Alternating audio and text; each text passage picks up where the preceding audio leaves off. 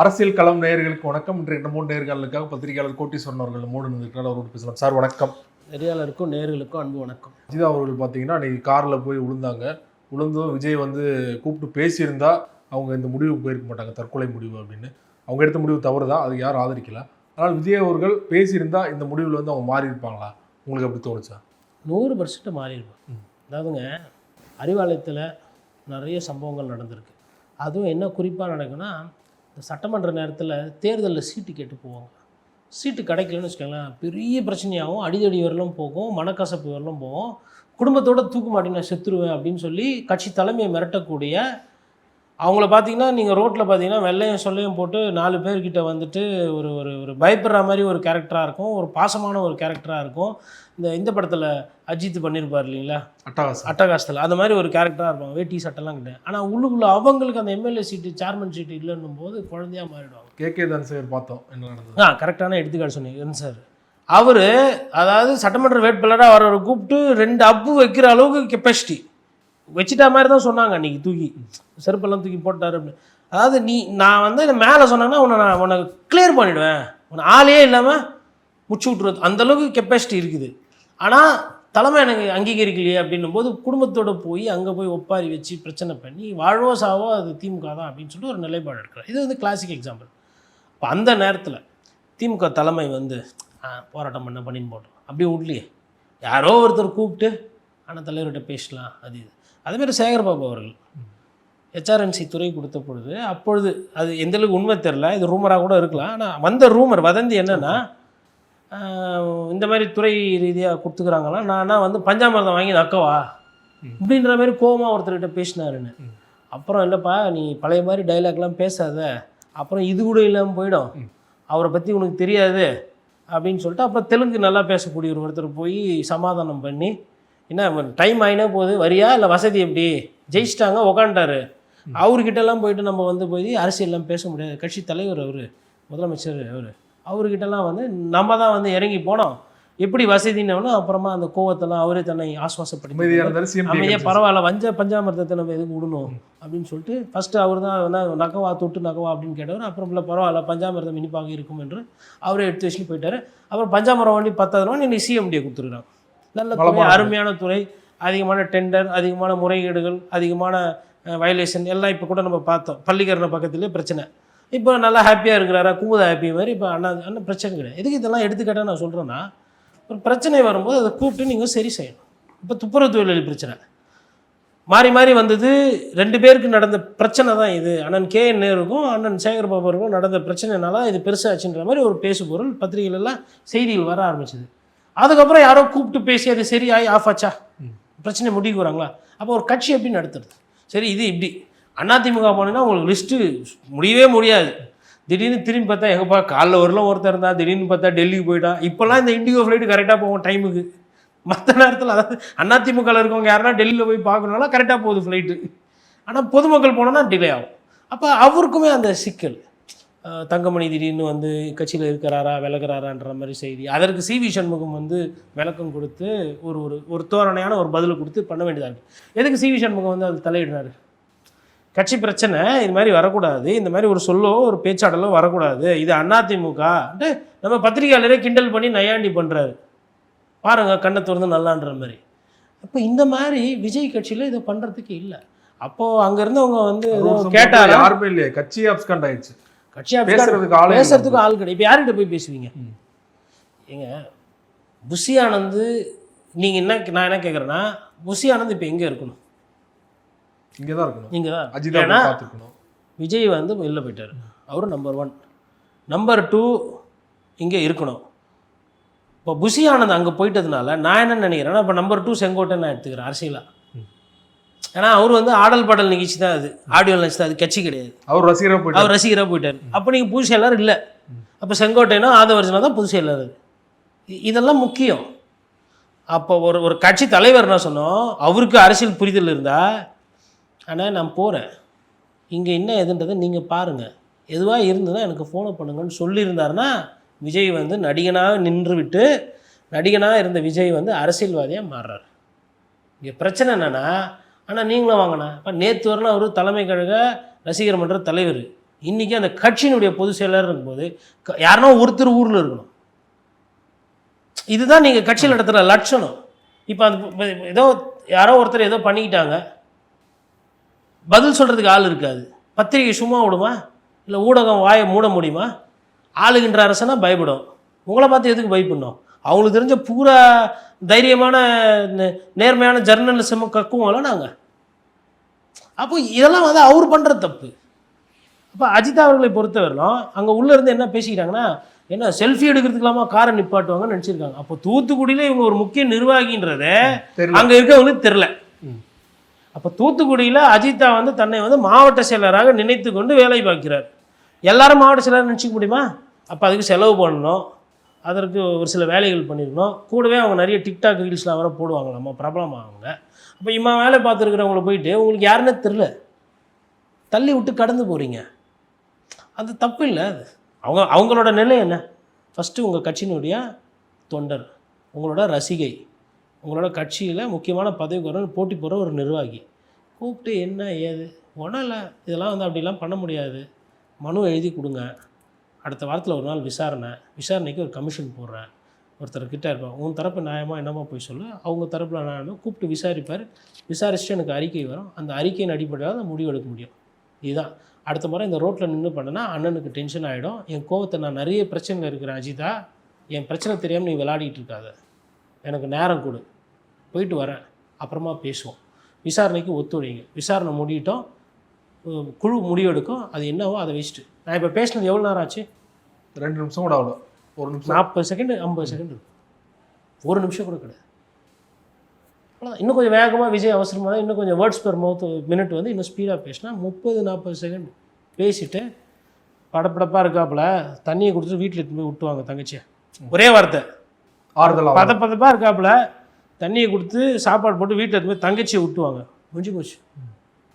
அஜித்தான்ற அந்த பிம்பமோ இல்லை அஜித்தான்ற அந்த கோவமோ இல்லை அஜித்தான்ற அந்த நீலாம்பரியோ அப்படி அமைதியாக. ஏன் நீலாம்பரினா அப்போ தான் அவங்களுக்கு புரியும். சினிமா ரீதியில் நம்ம சொன்னோம்னா தான் தாவேக்காவுக்கு புரியும். அதனால் ப்ரெசன்ஸ் ஆஃப் மைண்டு. அடுத்தவங்க சொந்த கட்சிக்கார பிரச்சனையை உங்களால் தீர்க்க முடியலன்னா சாமி, நீங்கள் எப்படி தமிழ்நாட்டினுடைய 6.25 கோடி மக்கள் பிரச்சனையை நீங்கள் தீர்க்க போகிறீங்க? பொதுச் செயலாளருக்கு புசியானது வந்து பின்வாசல் வழியாக போகிறாரு ஆஃபீஸ்க்கு, அன்றைக்கி வெளியில் தர்ணா நடந்தது. இதுதான் மெட்டீரியல்ன்றது. நீ யார் உள்ளுக்குள்ளே, நீ யார் உள்ளுக்குள்ளே பஞ்சாயத்தெல்லாம் தீர்க்கிற ஒரு அரசியல்வாதியா, இல்லை பின்பக்கமாக கூட்டத்தை பார்த்தா செல்ஃபி எடுக்காமல் தப்பிச்சு ஓடுற நடிகரா? சரி, நடிகரோட பிரச்சனை அவருக்கு தான் தெரியும். எல்லாம் ஃபோட்டோ எடுக்கிறோன்னு போயிட்டு காலை மெச்சு இல்லை அவரை தள்ளி கிள்ளி விட்டு அவங்கெல்லாம் அப்படியே பாஷாக இதுவாக இருப்பாங்க. என்ன வேணால் நடக்கும். நடிகைனா இன்னும் மோசமாக கூட நடக்கும். எல்லாரும் நல்லவங்க நம்ம சொல்ல முடியாது இல்லையா? நம்ம தான் வந்து எதை பார்த்தாலும் உடனே கிள்ளி பிச்சு எத்தணும்னு நினைப்போமே, எதிரில் இருக்கிற ஒரு மனிதர்னு கூட பார்க்க முடியாமல். அந்த மாதிரி ஒரு சூழ்நிலையில் அவங்க தன்மை வேறு, இவங்க மாறிக்கணும், இன்னும் மாறலை. அப்போ அதை முற்றுப்புள்ளி வச்சுருந்தா அடுத்தது என்ன பண்ணுவாங்க? இன்னும் 4 பேர் பஞ்சாயத்து இருந்தாலும் போராட்டம் பண்ண மாட்டாங்க, பொது வழியில் வந்து தலைமை கழகத்துக்கு வந்து மனு கொடுப்பாங்க. மேபி கொடுத்துருக்கலாம். இல்லை பிரச்சனை என்னென்னா புசியானந்தே பிரச்சனையாக இருக்கலாம். இன்னொரு பயம் இருக்கும், மற்றவங்க மேலே கம்ப்ளைண்ட்னா புசியானந்த்கிட்ட கொடுக்கலாம், புசியானந்தே கம்ப்ளைண்ட்னா யார்கிட்ட சொல்கிறது? அப்போ ஒரு வெண்ட் அவுட் இல்லை. அதுக்கு தான் என்ன பண்ணுவாங்கன்னா அரசியல் கட்சிகளை பேரலில் ஆளுமைகளை வந்து போடுவாங்க. ஏ சரியில்லைனா பி கிட்ட கம்ப்ளைண்ட் பண்ணலாம், பி சரியில்லைனா சி கிட்ட கம்ப்ளைண்ட் பண்ணலாம், இ சரியில்லைனா ஏ கிட்ட கம்ப்ளைண்ட் பண்ணலாம். இது எல்லாத்துக்கும் சூப்பர் பவராக மேலே ஒரு தலைவர் இருப்பார். அந்த மாதிரி சிஸ்டம்லாம் அவங்க இன்னும் போடலை. அவங்க தான் நிர்வாகிகளே நிறைய இடத்துல போடலைங்களே. அதனால் இதெல்லாம் இருக்குது. இந்த தலைவலி வந்து விஜய் அவர்களுக்கு இன்னும் நாள் ஆக ஜாஸ்தியாகும். சமீபத்தில் பியூஷ் கோயல் வந்து தொகுதி பங்கீடு பேசுவதற்காக தமிழ்நாடு வந்திருந்தார். ஸோ அஃபிஷியலாக அனௌன்ஸ் பண்ணுறதுக்கு முன்னாடி பார்த்தீங்கன்னா ஊடகங்களில் எல்லாத்துலேயும் செய்தி வந்துருச்சு, ஓபிஎஸ் அணிக்கு 3, டிடிவி அணிக்கு 6, தேமுதிகக்கு 6 அப்படின்னு. இது வந்து ஓபிஎஸும் சரி டிடிவியும் சரி டென்ஷன் ஆகி வந்து பேசுனதை பார்த்தோம். உண்மையிலேயே வந்து இது அதிமுக தரப்புலேருந்து தான் லீக் பண்ணிட்டாங்க, அவங்களோட இடம் அதுன்னு காமிக்கிறதுக்காக தான் வந்து இந்த மாதிரி பண்ணிட்டாங்க அப்படிங்கிற மாதிரியான ஒரு பார்வை முன்வைக்கப்படுது. உங்களோட ஒப்பீனியன் என்ன? அது சந்தேகம், நியாயமான சந்தேகம் தானே. ஏன்னா இதில் வந்து அந்த நம்பர் வந்து எண்ணிக்கை கம்மியாக இருக்குன்ற அந்த உணர்வு வந்து ஓபிஎஸ் அவர்களுக்கும் டிடி அவர்களுக்கும் வர்றதுக்கு நியாயம் இருக்குது. பிரேமலதா விஜயகாந்த் அவர்களை பொறுத்தவரையிலும் பார்த்திங்கன்னா அவங்க ஃபஸ்ட்டு அவங்க கட்சிக்கு எவ்வளோ சீட்டுன்னு பார்க்க மாட்டாங்க. பாட்டாளி மக்கள் கட்சிக்கு எவ்வளோ சீட்டு, காங்கிரஸ்க்கு எவ்வளோ சீட்டு, அவங்க அப்படியே தன்னைத்தானே அப்படி நினச்சிக்குவாங்க. நம்ம வந்து இன்னும் விஜயகாந்த் சார் இருந்தப்போ என்ன மாதிரி இருந்தோமோ அப்படியே தான் அப்படின்ற மாதிரி.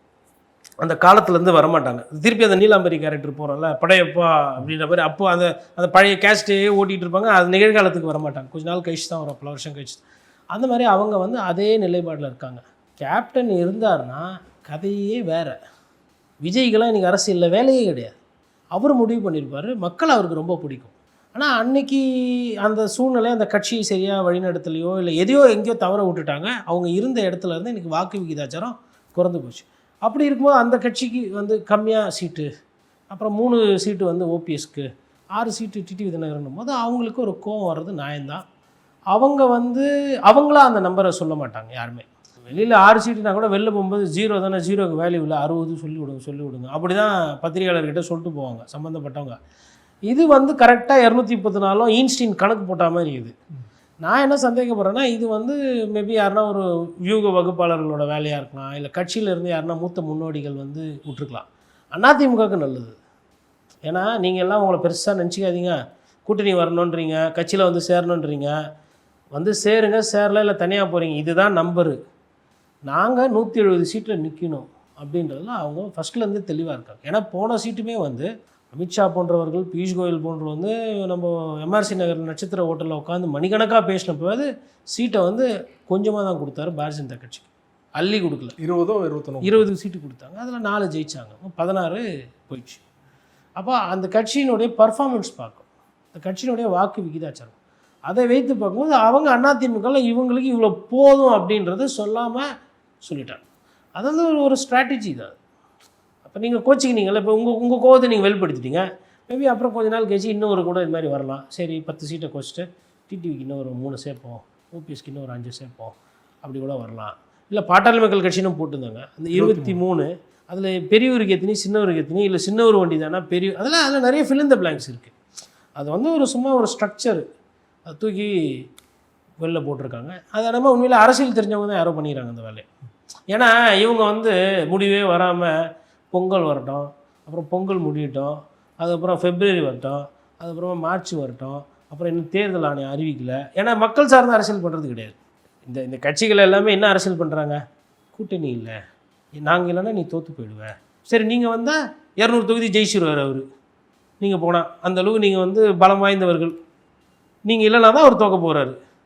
அங்கேயே அதிமுக என்ன சொல்கிறாங்க, ஒரு சிலர் கட்சி நிர்வாகிகள் தோத்தாலும் பரவாயில்ல இவங்க வேணான்ற முடிவுக்கு இபிஎஸ் மாதிரியே சிந்திக்கிற அளவுக்கு ஒரு சில பேர் வந்துட்டாங்க. ஓகே, டார்ச்சர் அப்படி டார்ச்சர் ஒவ்வொரு நாளும். சரி நீங்கள் இயல்பாக அதிமுக தொண்டை நினைப்பா, அவங்க என்ன செய்தி காதில் எதிர்பார்ப்பாங்க, அதிமுக ஜெயிச்சிரும் பொழுது, அதிமுகவுக்கு வாக்கு வந்து கூடுது, அரசாங்கத்தின் மீது கோபம் இருக்குது, அதை அதிமுக அறுவடை செய்யுது, அதிமுக வந்து முட்டி மோதுது, அதிமுக பழைய நிலைமைக்கு வருது, இதுதான் அதிமுக தொண்டர்கள் கேட்கணும்னு நினைப்பாங்க.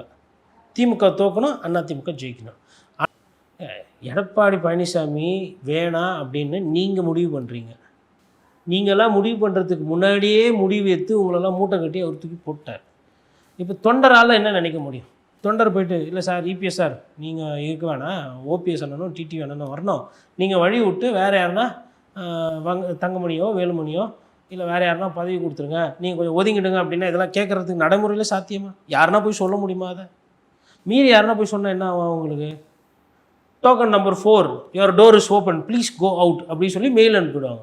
கார்பரேட்டில் அனுப்புகிற மாதிரி சீட்டை கிச்சு அனுப்பிச்சி விட்ருவார் இபிஎஸ். அவர் அந்த பொசிஷனில் இருக்கிற ஆடுறாரு. யாருன்னா இருக்கிறீங்களா அப்படின்ற மாதிரி பார்க்குறாரு. 5 பேர் கூட வந்தாங்க அன்னைக்கு கருத்து சொன்னார்கள் அப்படின்னா அந்த 5 பேர் என்ன நான் இல்லைங்கோ அப்படின்னு சொல்லிட்டு கிளம்பிட்டாங்க. செங்கோட்டையன் சொன்னார்ல, போனோம், கருத்துக்கள் பேசப்பட்டது, விவாதங்கள் பரிமாறப்பட்டது, தக்க நேரத்தில் தக்க விவரங்கள் எடுக்கவில்லை என்றால் 10 நாள் அவகாசம் பொதுச் செயலருக்கு தருகிறேன்னு சொல்லிட்டு, சரி அவகாசம் கொடுத்து இங்கே தானே இருக்கணும். முடிஞ்சவுடனே போய் தாவைகளை சென்று இப்போது ஆக்சுவலாக டிடிவிக்கும் ஓபிஎஸ் அவர்களுக்கும் பொது வெளியில் சொல்லலை, செங்கோட்டையன் மேலே நிறைய கோபம் இருக்கும், இயல்பு. ஒன்று கோபம் இருக்கும், இன்னொன்று அதை அரசியல் என்ன பார்ப்பாங்கன்னா, ஒருவேளை கட்சியில் எங்கேயுமே இடம் கிடைக்கல அப்படின்னா போய் தாவைக்கெல்லாம் ஏதோ கூட்டணியோ இல்லை தாவைகளை போய் இணையிறதோ ஏதோ ஒரு விஷயம். அப்போ திடீர்னு செங்கோட்டையன் ஃபோன் பண்ணி ஆனால் புத்தாண்டு வாழ்த்துக்கள், பொங்கல் வாழ்த்துக்கள், தை பிறந்தா வழி பிறக்கும் சொல்கிறாங்க, இப்படி இருக்குது அப்படின்னா அவர் என்ன பண்ணுவார், ஆல்ரெடி மரியாதை பெருசாக இல்லை, புஷியானதுன்றாங்க, அதுன்றாங்க, வைபுலம் பண்ணுன்றாங்க, நானே என்ன பண்ணுறது தெரியாமல் சொல்லிட்டு இல்லைண்ணே இது ஓட மைண்டில். ஆனால் இல்லைண்ணே ரொம்ப நல்லா சிறப்பாக வச்சுருக்கார் தளபதி, நம்மளை கண்டுக்கிறதே கிடையாது, எல்லாம் நம்ம தான் அப்படின்னா அதில் உண்மை இருக்குது. உண்மையிலே அவர் கண்டுக்கிறது கிடையாது, யாரையும் போனாலும் பார்க்குறது இல்லை. நம்மளை நம்புறாருன்ற மாதிரி ஒரு புரிதல் கூட சொல்லும்போது சரி பரவாயில்ல, நம்ம இங்கேருந்து இது பண்ணுறது அங்கே போகலாம். ஃபஸ்ட்டு என்ன தோணும் அப்படின்னா எடப்பாடி பழனிசாமி வீழ்த்தணும், அது ஷார்ட் டேர்ம் கெயின். ஆனால் லாங் டேர்ம் கெயினோ லாங் டேர்ம் விஷன் பார்த்திங்கன்னா அது ஃபெயிலியர். என்ன பண்ணியிருக்கணும்னா பிஜேபியோட வந்து நம்பினதை விட்டுட்டு மக்களை நம்பி ஒரு கூட்டத்தை, பிரம்மாண்ட கூட்டத்தை வந்து காமிச்சிருந்தாங்கன்னா இபிஎஸ் கண்டிப்பாக வந்து அதை பார்த்து யோசிச்சிருப்பார். இபிஎஸ் என்ன நினைக்கிறாரு, இவங்கக்கிட்ட செல்வாக்கு இல்லை, இவங்க வெறும் சத்தம் போடுறாங்க, வெறும் பத்திரிகையாளர் சந்திப்பு பண்ணுறாங்க, வழக்காடு மன்றம் பண்ணுறாங்க, கொஞ்சம் டெல்லிக்கு ஃப்ளைட்டு காலியாக இருந்தால் சும்மா இருந்தால் டெல்லிக்கு போயிடுறாங்க ஃப்ளைட் எடுத்துட்டு, இதுதான் இவங்க பண்ணுறாங்க, இதை தாண்டி இவங்க வேறு எதுவும் பண்ணலை அப்படின்னு யோசிக்கிறார். அப்போது நீங்கள் வந்து ஒரு மாசு காட்டாததோ, நீங்கள் வந்து ஒரு அரசியல் தன்மை, இன்னொன்று உங்கள் கூட இருந்தவங்க நிறைய பேர் இங்கே வந்து சேர்ந்துட்டாங்க. அப்போ 2021 உங்களோட பலம் வேறு, இன்றைக்கி உங்களோட பலம் வேறு. டிடிவிக்கும் பொருந்தும் இல்லையா? டிடிவிக்கும் பொருந்தும். நிறைய பேர் போயிட்டாங்க. அப்போது தொண்டர்கள் வந்திருக்கிறாங்க, நிர்வாகிகள் வந்திருக்காங்கன்னும் போது அப்போவே அவர் பயப்பில்லை. 2001 முதலமைச்சராக இருந்த காலத்திலே டிடிவியை கூப்பிட்டு அன்னைக்கு வந்து இல்லை சரி ஆனதாகி போச்சு, முக்குளத்தூர் சமுதாயம்னு சொல்கிறாங்க, இது எங்கே அடி வாங்குமோ அடிப்படையில் அவர் அரசியல் தெரிஞ்சவர் தானே, அன்றைக்கே யோசிக்கலை. இன்னைக்கு வந்து எப்படி எல்லாத்தையும் யோசிப்பார். இன்னொரு 2-3 வாட்டிலாம் வந்துட்டு இது பேச்சுவார்த்தை வரலன்னா இது முடிஞ்சிடும். ஏன்னா இதை சரி செய்யறதுக்கோ அதை எடுத்துகிட்டு போகிறதுக்கோ வந்து அங்கே வந்து யாருக்கும் வந்து அந்த நெகோசியேஷன் ஸ்கில் செட்ஸ் இல்லை. மத்திய அரசு வருது போது ஏதோ வரேன் அதோ வரேன்னது அவங்களால எதையும் கொண்டு வர முடியல. இது இந்த தலைவர்கள் எடுக்கக்கூடிய முடிவு தான். வெளிப்படையாக சொல்லணும்னா அவரவரை முன்னிறுத்தி அரசியல் பண்ணுறதுனால வரக்கூடிய பிரச்சனை. அவங்களோட நோக்கம் உண்மையிலே திமுக வீழ்த்துறது அப்படின்னா இந்த நேரம் இது என்றைக்கும் சரியாயிட்டிருக்கும். ஆனது ஆகிப்போச்சு. நான் வந்து எடப்பாடி பழனிசாமி முதலமைச்சர் நான் சொல்ல மாட்டேன், ஆனால் திமுக தலைவர் ஸ்டாலின் திருப்பி முதலமைச்சராக வரக்கூடாது, அதுக்கு நான் வேலை செய்வேன். மனசாட்சின்னு ஒன்று இருந்தால் அதுக்கேற்ற மாதிரி அவர் நடந்துக்கிட்டோம். இப்படி கூட ஒரு சைக்காலஜிக்கலாக ஒரு பொலிட்டிக்கல் இது பண்ணலாம் இல்லையா? ஆனால் அப்படி பண்ணுறது கிடையாது. எடப்பாடி வீழ்த்தணும். ஆமாம், எடப்பாடி வீழ்த்தணும். அப்புறம் ஓபிஎஸ் கொஞ்சம் ட்ரை பண்ணி பார்த்தாரு அதை. அப்போது அவர் நடுவில் என்ன சொன்னார்னா, நம்ம ஒன்றிணைணும், அண்ணா திமுக தோக்கக்கூடாது, இல்லைன்னா திமுக வெற்றி பெறும், கட்சி தொண்டர்கள் முடிவு, அதெல்லாம் சொல்லிவிட்டு சொன்ன உடனே அப்புறம் என்ன பண்ணுறாரு, திமுக ஜெயிச்சிரும் போல் அப்படின்னு நான் சொல்ல, பக்கத்தில் எல்லாம் பேசுகிறாங்க, அதுதான் பிரபலமாக இருக்குது. அது இல்லாமல் இணைய வந்தார் இல்லையா, இபிஎஸ் தான் ஏற்றுக்கல. கோர்ட்டில் கேஸ் இருக்குல்ல, வழக்கு எதனா வாபஸ் வாங்கினாரா? அப்போ சொல்கிறது ஒன்று செய்கிறது வேறு. அப்போ அதுவும் பார்ப்பார்ல. நீங்கள் எடப்பாடி பழனிசாமி அவர்கள் நிலைமையில் இருந்து பார்க்கும்போது என்ன நினைப்பார், எப்பா தலைவலி இல்லாமல் இருக்குதான் போதும் எனக்கு, அப்படியே யோசிப்பார்ல. நான் முதலமைச்சர் ஆகாமல் போகிறேன், உன் பஞ்சாயத்து வேணாம் அப்படியும் நினைக்கலாம். அதை அவங்கவுங்க மனசில் என்ன இருக்குன்னு நமக்கு தெரியாது. பட் கூட்டி கழிச்சு பார்க்கும்போது மக்களுக்கு சார்ந்த அரசியல் பண்ணாத காரணத்தினால்தான் இந்த பின்னடைவு ஓபிஎஸ்க்கும் டிடிவி. அவங்க வந்து திமுகவை அவங்க தான் ஆளுமை, அவங்க தான் எதிர்த்து இருந்தாங்கன்னா அதிமுக தொண்டர்கள் நிறைய பேர் என்ன நினச்சிருப்பாங்க, இல்லை கட்சியை இவர் தான் காப்பாற்ற முடியும். சண்டை வந்து ஸ்டாலின் எதிர்த்து செய்யணும். யார் டார்கெட் இவருக்கு கிடையவே கிடையாது. அதிமுக தொண்டர்களை பொறுத்தவரை டார்கெட் வந்து திமுக. அறிவாலயத்தில் இருக்கிறவங்க வெற்றி பெறக்கூடாது, ராயப்பேட்டாவில் இருக்கிறவங்க அவை சண்முக சேலத்துலேருந்து வெற்றி பெற்று போகணும், இதுதான் டார்கெட்டு. திமுக வந்து எதிர்க்கணும். அப்படின்னும் போது நீங்கள் ஸ்டாலின் அவர்களையோ திமுகவை எதிர்த்து ஓபிஎஸ்ஓ டிடிவியோ ஒரு ஸ்ட்ராங்கான ஒரு பிரச்சாரம், ஒரு ஸ்ட்ராங்கான ஒரு அரசியல் நீங்கள் அந்த 3-4 வருஷத்தில் நீங்கள் பண்ணியிருந்தீங்கன்னா தொண்டர்கள் நிறைய பேர் என்ன நினைப்பாங்க, இல்லை இவரை விட அவர் தான் நல்லா எதிர்க்கிறாரு, அவர் தான் நல்லா அரசியல் பண்ணுறாரு, அவர் தான் நல்லா அரசியலில் சண்டை செய்கிறாரு, அவர் மோடியையும் கேள்வி கேட்குறாரு, ஸ்டாலினையும் கேள்வி கேட்குறாரு, ஆர்கே நகரில் எப்படி இருந்தாரோ அதே டிடிவி இன்னும் அதே கம்பீரத்தோடு அதே நிலைப்பாடு அப்படியே இருக்கிறாரு அப்படின்னு வருவாங்க. அங்கே விட்டுட்டீங்க கோட்டை, அங்கே விட்டுட்டு இங்கே வந்து சேர்த்துட்டா வந்து எல்லாமே சேர்ந்துடும், மக்கள் எல்லாருமே வந்துடுவாங்கன்றது புரிதல் கிடையாது. மக்கள்கிட்ட வந்து ஒரு நல்ல பெயர், ஒரு நல்ல கிளர்ச்சி, நல்ல ஒரு அபிப்பிராயத்தை உருவாக்கி அந்த 3 வருஷம் அந்த 4 வருஷம் கோல்டன் பீரியடை விட்டுட்டாங்க. அங்கே விட்டது இங்கே இவரை சட்டை செஞ்சு இதை சரி செய்யலான்னு பார்க்குறாரு. கூட இவரும் போட்டு, அதாவது நீங்கள் வந்து பழனிசாமி துரோகி அப்படின்னு நீங்கள் சொல்லும்போது அப்படியா துரோகியா பண்ணது பத்தில் இன்னும் கொஞ்சம் எக்ஸ்ட்ரா பண்ணுறேன் அப்படின்னு அவர் ஒரு 2 காட்டுறாரு, பண்ணி வச்சார். இதெல்லாமே வந்து கூட்டி கட்சி பார்க்கும் மொத்தமாக அது யாருக்கு நஷ்டம், அதிமுகன்ற அந்த ஒரு பெரிய கட்சிக்கு தான் நஷ்டம். அதனால் அது அங்கே தான் போய் நிற்குது. ஓபிஎஸ் அவர்களுக்கு 2 வாய்ப்பு இருக்குது. டிடிவி கூட வந்து தாவேக்காங்கிற ஒரே ஒரு வாய்ப்பு தான் இருக்குது. ஆனால் ஓபிஎஸ் அவர்கள் பார்த்தீங்கன்னா திமுக இருக்குது, தாவேக்கா இருக்குது. என்ன முடிவு எடுப்பார்னு நினைக்கிறீங்க? ஓபிஎஸ் அவர்கள் வந்து கொஞ்சம் ஃப்ளெக்சிபிளுங்க. அவர் வந்து கூப்பிட்டு அவருக்கு ஒரு முக்கியத்துவம் ஒரு மரியாதை கொடுத்தீங்கன்னா அவர் கொஞ்சம் வந்து சம்டைம்ஸ் இறங்கி போகக்கூடிய தன்மைப்படுத்துவார். டிடிவி தினகரன் இன்னும் கொஞ்சம் அந்த அந்த ஒரு உரம், அதாவது தைரியமாக இருக்கிறது அப்படின்ற மாதிரி வெளிப்படுத்தணுன்ற மாதிரி பார்ப்பார். அதனால் டிடிவி இன்னொன்று கட்சி நடத்துகிறாரு. அவர் போய்ட்டு ஒரு திமுக எதிர்ப்புன்றதை தாண்டி திமுகவோடவே ஒரு உறவு, உதயசூரியனுக்கு ஓட்டு கேட்குறாருன்ற அந்த நொடியில் டிடிவி தினகரன் இவ்வளோ நாள் போயிட்டு வந்த பிரச்சாரம்லாம் வந்து அடிபடும், அது ஃப்யூச்சர் அடிவாங்க. பட் அவர் ஒருவேளை திமுகவில் கூட்டணியில் போகிறாங்கன்னா அவங்க ஒரு 4 சீட்டு 5 சீட்டு வாங்குறாங்கன்னா அவ்வளோதான் வாங்க முடியும். ஆனால் திமுகவில் சீட் கிடையாது. அதில் வந்து நிறைய சீட்டு ஜெயிக்கிற வாய்ப்பு இருக்கும். ஒன்று அது எப்படின்னா அந்த ஸ்டார் கேண்டிடேட்டுன்றது அந்த இண்டிபெண்ட் கெப்பாசிட்டியை வச்சு ஜெயிப்பாங்க. மற்றபடி ஒரு கொள்கையை பேசியோ மக்களுக்கு ஆதரவு இருக்குது அதிருப்தி இருக்கே தாண்டி அந்த சுயேட்சையாக ஜெயிக்கக்கூடிய அந்த தன்மைக்கு மாறிடும். அதே வந்து ஓபிஎஸ் அவர்களுக்கும் பொருந்தும்.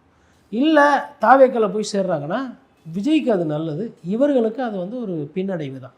ஒருவேளை விஜய் வந்து 30 சீட்டு கொடுத்தாலும் இவங்களுக்கு அந்தளவுக்கு வேட்பாளர் போடுற அளவுக்கு அந்த கட்சியில் இன்றைக்கி அவ்வளோ ஒரு நீரோட்டமோ இல்லை ஒரு சக்தோ இல்லைன்ற மாதிரி தான் புரிதல். அப்போது அது வந்து பெருசாக விஜய்க்கு அது உதவும். இன்னொன்று, விஜய் மாதிரி புதுசாக வந்த ஒரு ஆளை முதலமைச்சர் ஆவன்னு பிரச்சாரம் பண்ணி அது வருமா போகுமான்னு தெரியாததுக்கு நீங்கள் அதுக்கு எனக்கு தெரிஞ்சு பிஜேபி கூட நெகோஷியேட் பண்ணிட்டு போயிடலாம். ரீநெகோசியேஷன் மேபி. இல்லை எங்களுக்கு எதனா டெல்லியில் செய்யுங்க, கூட்டணிக்கு வரோம், இல்லை எங்களுக்கு வந்து எதனா பதவி வரணும், இல்லை எம்பி பதவி வரணும், எங்கள் கட்சிக்காரருக்கு இல்லை யாருனா எங்கள் கட்சியில் இருக்க ஒரு ஆளை மத்திய அமைச்சராக ஆக்கணும், கோரிக்கைகள் தான். மேபி அது வந்து வில் ஹேவ் ஏ பெட்டர். இது இப்போ ஜெயிச்சா வந்து சரி நாளைக்கு தொங்கு சட்டமன்றம் மாதிரி வருது, அப்போ எங்களுக்கு எதனா ஒன்றுனா நீங்கள் பஞ்சாயத்து பேசணும் கொள்ளணும் அப்படி கூட கேட்கலாம். அப்போ இந்த சைடு வந்து ஆப்ஷன்ஸ் ஜாஸ்தி. பட் அகெயின் திருப்பி வந்து இபிஎஸ் ஒரு சிக்கலாக இருக்காருங்க. அவர் எடுக்கிற முடிவு தான் இறுதி முடிவாக இருக்குது. அது அப்போ எப்படி பேன் அவுட் ஆகுதுன்னு பார்க்கணும். பட் கிட்டத்தட்ட வந்துடுச்சு. இதுக்கு மேலே வந்து அவங்க பொங்கல் தாண்டி ஒரு 10 நாள் டைம் இருக்கும். ஜனவரி இறுதிக்குள்ளே அது பண்ணணும்.